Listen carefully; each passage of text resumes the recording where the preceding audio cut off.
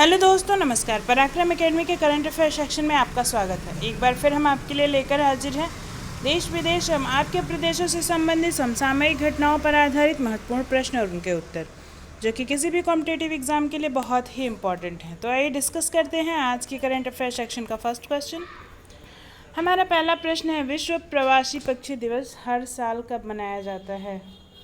विश्व प्रवासी पक्षी दिवस हर साल कब मनाया जाता है? When is World Migratory Bird Day celebrated every year? And the options are 9th October, 10th October, 11th October, 12th October.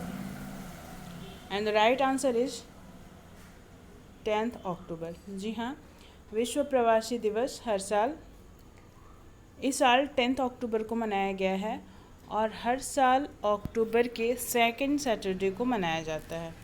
हर साल अक्टूबर के सेकंड सैटरडे को मनाया जाता है। वर्ष में 2 बार मनाया जाता है इनफैक्ट, अक्टूबर के सेकंड सैटरडे और मई के सेकंड सैटरडे को विश्व प्रवासी पक्षी दिवस हर साल मनाया जाता है। इस साल मनाया गया है 10 अक्टूबर को। आइए बढ़ते हैं अगले प्रश्न की तरफ। हमारा नेक्स्ट क्वेश्चन है, हाल ही में दुनिया का सबसे अधिक सल्फर डाइऑक्साइड उत्पादक देश कौन बन गया है? Recently who has been made the world's most sulphur dioxide producing country? And the options are India, Russia, China, Japan. And the right answer is India. जी हाँ, हमारा देश भारत हाल ही में दुनिया का सबसे अधिक सल्फर डाइऑक्साइड यानी कि SO2 उत्पादन करने वाला देश बन गया है। दुनिया में सबसे ज़्यादा सल्फर डाइऑक्साइड का उत्पादन इंडिया में होता है। सेकेंड पोजीशन पर है रसिया और थर्ड पोजीशन पर है चाइना। आइए बढ़ते हैं अगले प्रश्न की तरफ। हमारा नेक्स्ट क्वेश्चन है, हाल ही में नीदरलैंड में भारत के नए राजदूत के रूप में किसे नियुक्त किया गया है? Who has recently been appointed as the next ambassador of India to the Netherlands? And the options are Rahul Shrivastava, Monika Mohta, Pradeep Kumar Rawat, Taranjit Singh Sandhu. And the right answer is Pradeep Kumar Rawat. जी हाँ, प्रदीप कुमार रावत को द नीदरलैंड्स में भारत के नए राजदूत के रूप में नियुक्त किया गया है। आइए बढ़ते हैं अगले प्रश्न की तरफ। हमारा नेक्स्ट क्वेश्चन है, हाल ही में द खालिस्तान कॉन्स्पिरेसी नामक पुस्तक किसने लिखी है? Who has recently written the book called the Khalistan conspiracy? And the options are Shrikant Datar, GBS Sidhu, MA Ganapathy, none of these. And the right answer is GBS Sidhu. जी हाँ, GBS सिद्धू ने ये पुस्तक लिखी है, द खालिस्तान कॉन्स्पिरेसी। आइए बढ़ते हैं अगले प्रश्न की तरफ। हमारा नेक्स्ट क्वेश्चन है, हाल ही में किस राज्य सरकार ने प्रधानमंत्री किसान सम्मान निधि योजना में नामांकन के लिए इंडिया पोस्ट के साथ समझौता किया है? Which state government has recently signed an agreement with India Post for nomination in प्रधानमंत्री Kisan Samman Nidhi Yojana? And the options are Odisha, Goa, Haryana, none of these. And the right answer is Goa. जी हाँ, गोवा सरकार ने Goa state government has recently signed an agreement with India Post for nomination in Pradhanmantri Kisan Samman Nidhi योजना। Goa government ने किसान सम्मान निधि योजना में नामांकन के लिए इंडिया पोस्ट के साथ समझौता किया है। तो इस क्वेश्चन के लिए सही आंसर है गोवा। आइए बढ़ते हैं अगले प्रश्न की तरफ। हमारा नेक्स्ट क्वेश्चन है, हाल ही में एवा मोटो किस देश की एक दिन के लिए प्रधानमंत्री बनी है? Recently Eva Morto become the prime minister of which country for a day? Italy, Netherlands, Finland, none of these. And the right answer is Finland. जी हाँ, फिनलैंड में महिलाओं को प्रोत्साहित करने के लिए, महिलाओं को प्रोत्साहन देने के लिए हाल ही में एवा मोर्तो, जो कि 26 ईयर्स की हैं, उन्हें एक दिन के लिए प्रधानमंत्री बनाया गया। आइए बढ़ते हैं अगले प्रश्न की तरफ। हमारा नेक्स्ट क्वेश्चन है, कहाँ पर भारत की पहली ट्री ट्रांसप्लांटेशन पॉलिसी को लॉन्च किया गया? Where is the country's first tree transplantation policy launched? And the options are Bihar, Chandigarh, Delhi, Patna. And the right answer is Delhi. जी हाँ, दिल्ली में देश की पहली ट्री ट्रांसप्लांटेशन पॉलिसी को लॉन्च किया गया है। इसके तहत पेड़ पौधों की रक्षा करना इसका मुख्य कार्य है, और जहाँ पे विकास कार्यों के लिए एक पेड़ को काटना पड़ रहा है, वहाँ उस एक पेड़ के बदले 10 और पेड़ लगाया जाएगा, ऐसा इस नीति में कहा गया है। तो देश की पहली ट्री ट्रांसप्लांटेशन पॉलिसी को लॉन्च किया गया है दिल्ली में। आइए बढ़ते हैं अगले प्रश्न की तरफ। हमारा नेक्स्ट क्वेश्चन है, प्रधानमंत्री नरेंद्र मोदी ने किसके सम्मान में 100 रुपये का स्मारक सिक्का जारी किया है? In whose honour has prime minister Narendra Modi released a commemorative coin of 100 rupees.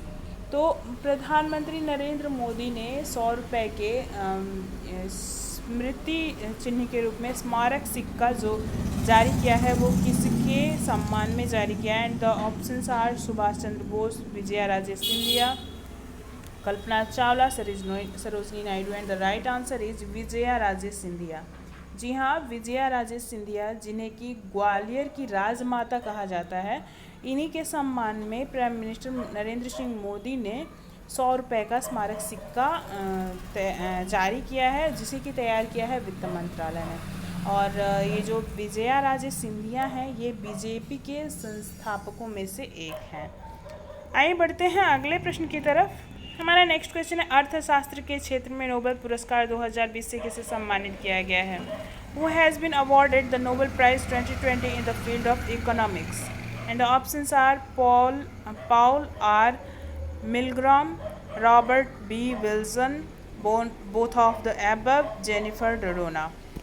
And the right answer is both of the above, यानी कि पाउल आर मिलग्राम और रॉबर्ट बी विल्सन दोनों को इकोनॉमिक्स यानी कि अर्थशास्त्र के क्षेत्र में नोबेल पुरस्कार 2020 से सम्मानित किया गया है। आइए बढ़ते हैं अगले प्रश्न की तरफ। हमारा नेक्स्ट क्वेश्चन है, आरबीआई ने दिसंबर 2020 से किस सेवा को उपलब्ध करने की घोषणा की है? किस सेवा को 24 घंटे उपलब्ध करने की घोषणा की है? आरबीआई ने दिसंबर 2020 से किस सेवा को 24 घंटे 24 आवर्स उपलब्ध करने की घोषणा की है? Which service has been announced by RBI for 24 hours since December 2020, and the options are RTGS, banking transactions, check transactions, and EFT.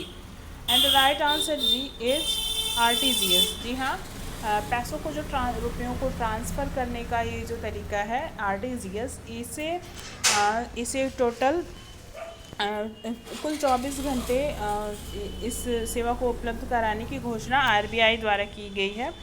आइए हम आपको RTGS का फुल फॉर्म बता देते हैं। RTGS यानी रियल टाइम ग्रॉस सेटलमेंट।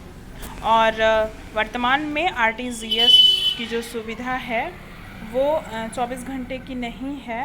वर्तमान में RTGS सेवा में ग्राहकों को लेन देन के लिए सुबह 7 बजे से शाम के 6 बजे तक की अनुमति होती है, लेकिन दिसंबर 2020 से RTGS के तहत भुगतान प्रणाली 24 घंटे उपलब्ध हो जाएगी। इस सुविधा से ग्राहक न्यूनतम 2 लाख